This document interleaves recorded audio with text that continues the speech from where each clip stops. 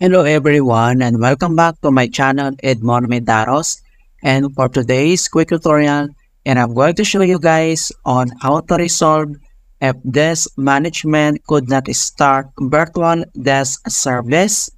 This can happen if the remote computer does not support BDS or if a connections cannot be established because it was blocked by Windows firewall. Kung paano ba natin ito i-fix, and without further ado, and let's go ahead.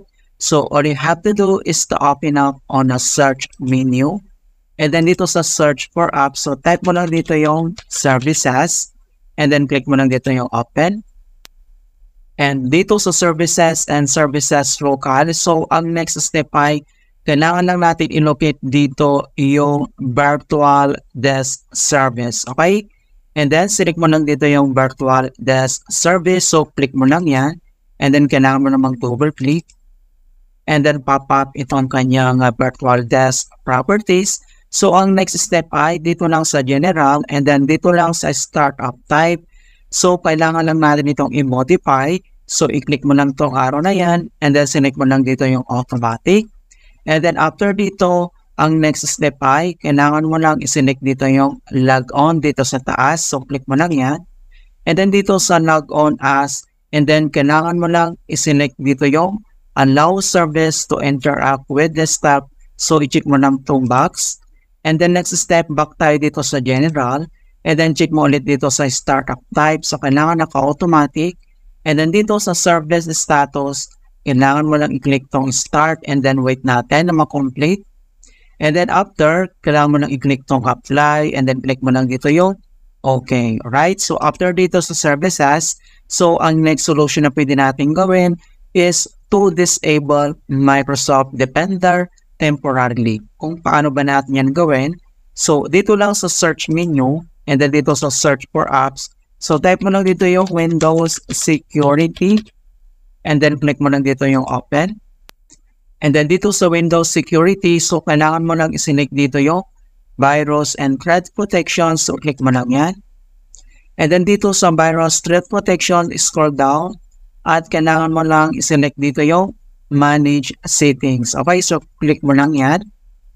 And then dito sa Virus Threat Protection Settings, so dito lang sa pinakauna makikita mo dito yung Real-Time Protections. So, kailangan lang natin itong i-toggle off. Okay, so i-turn off natin yan. Then, if you receive user account control, i-click mo lang dito yung yes.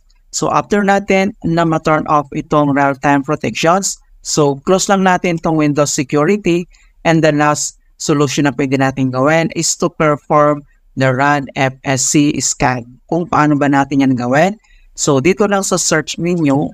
And then, dito sa search for apps. So, type mo lang dito yung CMD. Or ito yung tinatawag na command prompt, and then kailangan mo lang mag-right click and select mo lang dito yung run as administrator. If you receive user account control, and then click mo lang dito yung yes. And dito sa administrator command prompt ay kailangan lang natin i-enter yung command keyword na sfc /scan now. So in all small letter lahat, and then yung /scan now ay one word po yan, and then press mo lang yung enter. At makikita mo na dito na beginning system scan. This process will take some time.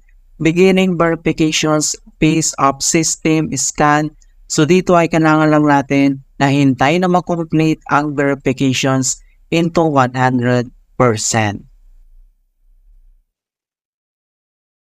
And finally, makikita mo na dito na verifications 100% complete. And the next step, so close lang natin itong CMD. And then dito lang sa start menu at kailangan lang natin mag-restart. Alright, so ganoon lang po kasimple on how to fix desk management could not start virtual desk service. And please don't forget to like this video, subscribe to my channel for more quality content. Thank you guys and see you in my next tutorial.